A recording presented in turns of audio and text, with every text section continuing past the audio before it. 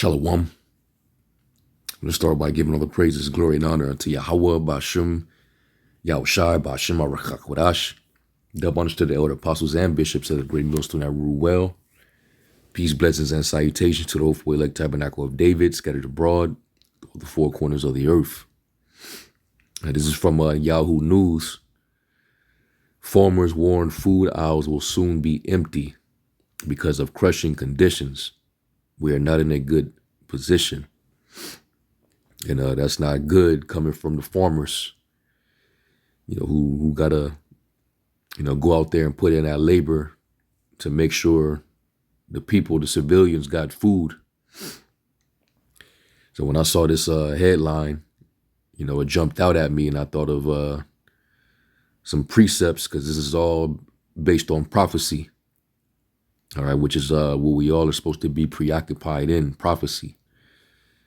So I'm going to read some of this article, and of course I'm going to go to the scriptures relating to, this situation, because this is going to be a worldwide thing, whether it's caused by the weather or whether it's, man-made, orchestrated. Either way, we know that famine is a form of the scourge. These people are proud and comfortable. So, one of the ways to take away these people's comfortability is, you stop their food. And that's when people want to get serious. So it says extreme weather in the United Kingdom has caused food shortages and skyrocketing prices, with farmers struggling to plant crops due to record rainfall. So they're getting so much rain, it's basically flooding the fields out, and you're gonna have trouble growing food when you got too much water. There's been a lot of floods all over the world. For the past year, it's been just major floods all throughout the earth. Whole cities underwater. People losing their homes. So you can only imagine how much damage it's doing to these farmlands and fields. All right. And that's all the Heavenly Father's doing, It says worldwide farmers are facing challenges in growing crops due to extreme weather events impacting food production of staples like coffee, beer, and wine. Experts warn that the agricultural industry will continue to face strain from that buzzword, emphasizing the need to reduce meat consumption. And that's, this is where they come in. They swoop down when there is a situation, and they use it to their control. As they say among themselves, never let a good crisis go to waste. Because Esau and these elites, they're big opportunists. Anything that disadvantages the people, that's where they use their leverage and take complete advantage. Okay, and they use it under pretense, the pseudoscience term that they created. All right, the CC word, and they're gonna use that to come in with their agenda 2030. All right, the sustainable developmental goals, which is really to put the planet in digital captivity. All right, control everything, control what you consume, what you can buy, what you can spend, how much you can spend on, etc. So this is right up their alley. It says, and shift towards a more plant-based diet to increase food system resilience. So, is that going to stop the rain from falling down? When it's really these devils in certain cases that are actually utilizing weather modification to cause a lot of these massive floods. Take, for example, the recent floods in Dubai. That was clearly their clouds. They used cloud seeding technology to cause all that rain, and it flooded Dubai out. And Esau has already admitted that they have that technology. So, how you going to cause certain situations and then come back and act like, you're going to save everybody. And that's what the devil do. Let me go to,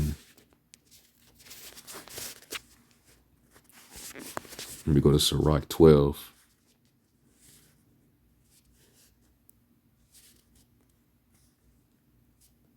Sirach 12 and 10, it says, never trust thine enemy, for like as iron rusteth, so is his wickedness.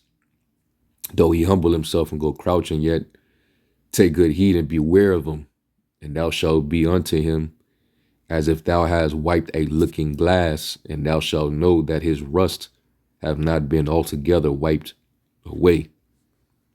All right, so he's always going to be who he is, the damn devil.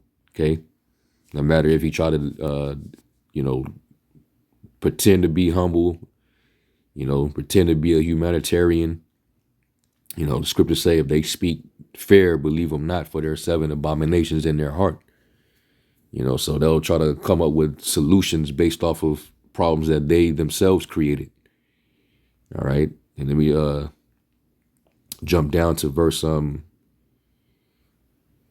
17. And it says, if adversity come upon thee, food shortages and outages and bad weather, stuff like that, thou shalt find him there first. Now here he go to the rescue, already with a solution. And though he pretend to help thee, yet he shall undermine thee. Okay, because he's an opportunist. Okay, wild E right here. What does it mean to undermine? It says up here, erode the base or foundation of. And down here it says, lessen the effectiveness, power, or ability of, especially gradually or insidiously. All right, and that's what he does. So he'll weaken your infrastructure. He'll weaken your food supply so that he can swoop down and take control of it. All right, and now you got to be dependent upon him, and that's what they want. All right, they want you to own nothing and be happy. So, I'm pretty sure that they, high-fiving each other, like, yeah, thank you for this rain, because we about to take control of this whole situation, and we're going to be the ones that have to ration the food out. We're going to control your food supply. We're going to make you eat plant-based stuff. We're going to make you eat bugs, 3D printed food, food that we artificially create. So that's right up their alley. All right, it says the United Kingdom is facing dire food shortages, forcing prices to skyrocket, and the experts predict this is only the beginning. And hey, we've been saying, well, really the scriptures say that these conditions in which, we're moving into now, these are the beginning of sorrows. Matthew 24 and verse 6, and it says, I'll start up at 3. It says, and he sat upon the Mount of Olives. The disciples came unto him privately, saying, tell us when these things be, and what shall be the sign of thy coming and the end of the world. And that word world is not in an oikoumeny sense. All right, it's talking about the end of an age, or the end of a rule. And at that time, the Romans were ruling, which are the Edomites. So they were basically asking the Lord back then, when's going to be the end of this man? When is this kingdom going to fall so that we can rise and set up the kingdom? And it says, and Yahushua answered and said unto them, take heed that no man deceive you, for many shall come in my name, saying, I am anointed, and shall deceive many. We see that a lot. These different characters and code of personalities with these big followings, acting like they're, truly anointed and sent by the Most High. All right. But they're really deceivers. They're grifters. They're devils taking advantage of the people. So, that's one of the the indicators. It says, and you shall hear wars or rumors of wars. We're in that right now. See that you be not troubled, for all these things must come to pass, but the end is not yet. For nation shall rise against nation, and kingdom against kingdom. And there shall be famines and pestilences. That's your different diseases. You got the H5N1, all right, that they're talking about. You got all these different plagues and diseases, spreading all over the place. The dengue fever down in South America, and other things. All right. And it says, and earthquakes in diverse places. Every day there's earthquakes. All these are the beginning of sorrows. All right. So these are just problems that are just starting. And it's only going to intensify from here on out. All right. When you go to the Apocrypha, it talks about those plagues, and it compares it to a woman in labor, and how when she's doing her contractions, it doesn't slack at all.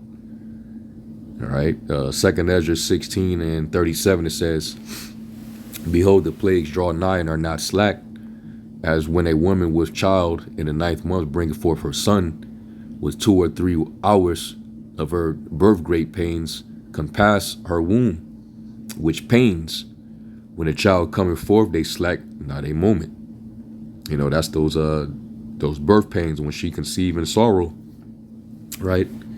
Even so shall not the plagues be slack to come upon the earth, and the world shall mourn, and sorrows shall come upon it on every side.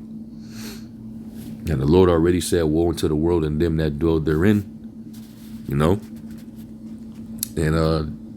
we know famine is one of the plagues. Okay, so this is what they're going to start experiencing in these various places in the world. All this extreme weather with the rain, the flooding, and then followed by unprecedented heat waves, droughts. So this is pretty dire, okay? And ultimately, what's happening is, and we never really go into this, but we can't forget about the black horse.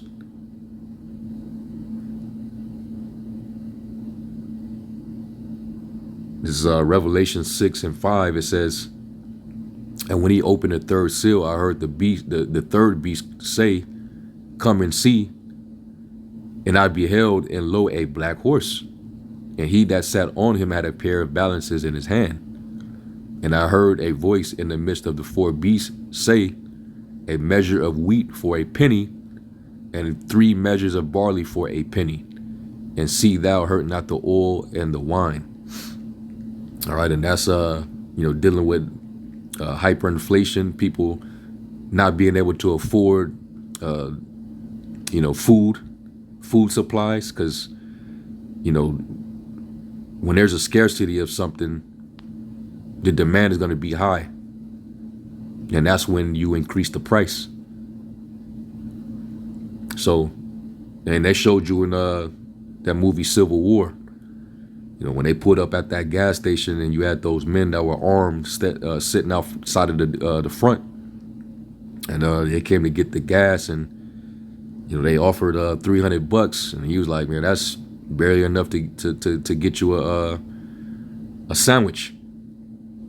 I think he said a turkey or a ham sandwich or whatever, but that right there, that's what you call hyperinflation.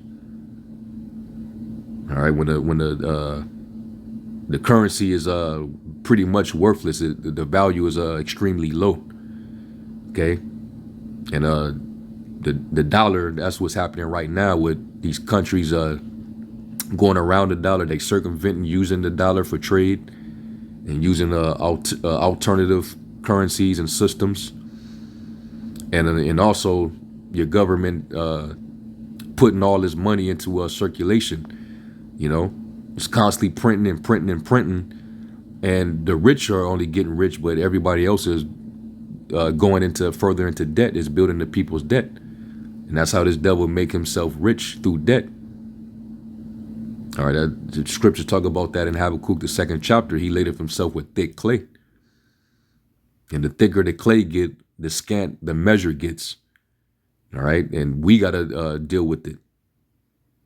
So the currency spending power, it weakens, it declines, it gets lower and lower. So the purchasing power is not that good. That's why it costs a lot to purchase something small, because the value is decreasing. So this is what you're going to start to see, and that's what can cause famine. Okay. Let me get an account real quick. I think it was during the time of the Assyrian captivity, if I'm not mistaken. But you had a famine in Samaria. Let me see.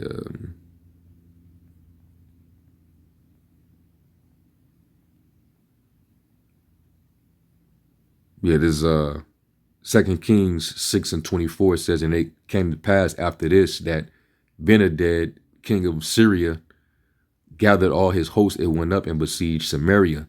And there was a great famine in Samaria. And behold, they besieged it until an ass's head was sold for 80 pieces of silver. See that? A head. And the fourth part of a calf, it's like a cab of dove's dung, for 5 pieces of silver. That's a real famine right there. All right. Normally you wouldn't even eat that at all, but that's what's left in the land for you to, satisfy your belly, that you have to spend that much silver just so that you can, have a portion just to survive. Okay. So that's just an idea. So going back here, that's what happened up under the third seal, all right, the black horse, and then followed by the pale horse. Revelation 6:7, it says, and when he had opened the fourth seal, I heard the voice of the fourth beast saying, come and see. And looked, and behold, a pale horse, and his name that sat on him was Death, and hell followed with them. That's why you're going to have death worldwide, a lot of death, great death. It tells you that in 2nd Ezra, the 16th chapter. All right, war, famine, death. It says, and power was given unto him over the fourth part of the earth to kill with the sword, these different wars, and with hunger, starvation, food shortages, and with death and with the beast of the earth. So, yeah, man, it's going to get very serious out here. So this is what they're experiencing in different parts of the world. And this is, based in the UK. All right. So, it says, according to a report by the Guardian, extreme weather is wreaking havoc on crops across the region. England experienced more rainfall during the past 18 months than it has over any 18-month period since record keeping began in 1836. Jump down. It says, because the rain hasn't stopped, many farmers have been unable to get crops such as potatoes, carrots, and wheat into the ground. Usually you get rain, but there will be pockets of dry weather for 2 or 3 weeks at a time to do the planting. That simply hasn't happened, farmer Tom Allen Stevens told The Guardian. Farmers have also planted fewer potatoes, opting for less weather-dependent and financially secure crops. At the same time, many of the potatoes that have been planted are rotting in the ground. Well, that's not good, man. There is a concern that we won't ever have the values of potatoes we had in the past in the future. British Growers Association CEO Jack Ward told The Guardian, we are not in a good position. It is 100% not sustainable, Ward added. All right. It says English farmers aren't alone. People are struggling to grow crops worldwide because of extreme weather. So this is happening all over, man, not just in one area. All right. And let me get this in the Apocrypha. Let's go to the 15th chapter. and I'm going to start at verse 12. And this is dealing with America. All right, we're in modern Egypt, but these conditions are, worldwide. The plagues are going to be worldwide, even though the focus is really here on Babylon. And we're going to have, hey, Jake is going to feel it over here too at some point, most definitely, with all these train derailments and pollution of your rivers, extreme weather over here. Of course, you got all these tornadoes, ripping down through these major cities all throughout the Midwest and in the South. A lot of extreme flooding. So it's coming here too. And with the dollar losing its value, it says, Egypt shall mourn, and the foundation of it shall be smitten with the plague and punishment that the Most High shall bring upon it. They that till the ground, your farmers, shall mourn, for their seed shall fail through the blasting in hell and with a fearful constellation. So they're gonna have trouble. Let me get let me see if I can we get that in the GNT.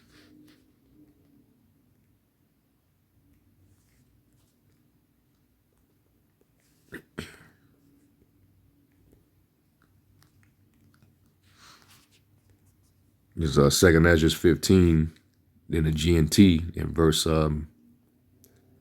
12. It says, the whole land will be in mourning. It will be shaken to its foundations when I, the Lord, strike it and pound on it. The farmers will mourn because their seed will fail to sprout, and their trees will be destroyed by blight, hail, and terrible storms. Okay, those terrible rainstorms. All right, these flash floods. All right, you got a lot of thunderstorms, all type of storms, man. Various type of storms, just ripping all through and hitting this place in different places of the world. So of course that's going to affect your food system. It's going to cause people to get antsy, of course, and they're going to go against their government. They're going to blame the conditions on their government. They're not doing anything about it. The government looking out for its own interests and the elite that it protects. So that's why you're going to see that seditious spirit, being stirred up. Okay. It's going to lead to, it's just pretty much the domino effect, man. It's going to lead to more and more austerity, unrest, chaos. And that's when, the government going to use that to their benefit. Order out of chaos. All right. People are going to be plundering each other, taking people's food, plotting on each other. Like it says right here, verse 19, driven by famine and terrible suffering, people will assault their neighbors and mercilessly plunder their possessions. That's when the people get desperate. So this continue long enough, that's what's going to follow. Okay. And, scriptures is crystal clear, man, on these various events. So I'm not going to read this whole article, but, I definitely thought about the scriptures, and it jumped at me, and I was like, yeah, let me definitely do a video on this. Okay. But yeah, man, that's what's going down. All right. And these are part of the scourges, man. Let's go back to 16. 2 Ezra 16 and 17. It says, woe is me, who would deliver me in those days? The beginning of sorrows and great mournings, the beginning of famine and great death, the beginning of wars, and the power shall stand in fear, the beginning of evils. What shall I do when these evils shall come? Behold, famine and plague, tribulation and anguish are sent as scourges for amendment. But for all these things, they shall not turn from their wickedness.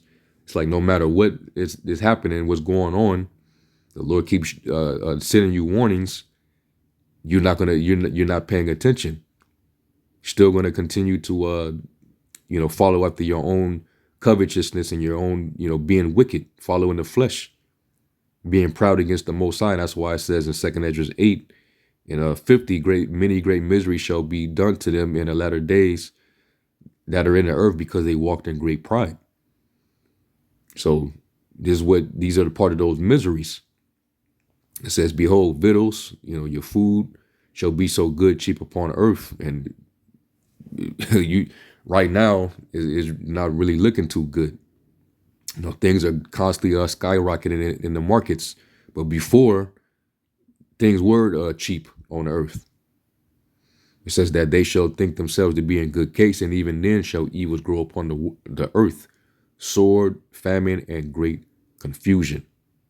For many of them that dwell upon the earth shall perish of famine, and the other that escape the hunger shall the sword destroy. So it's just, hey, the Lord is intensifying his anger, man.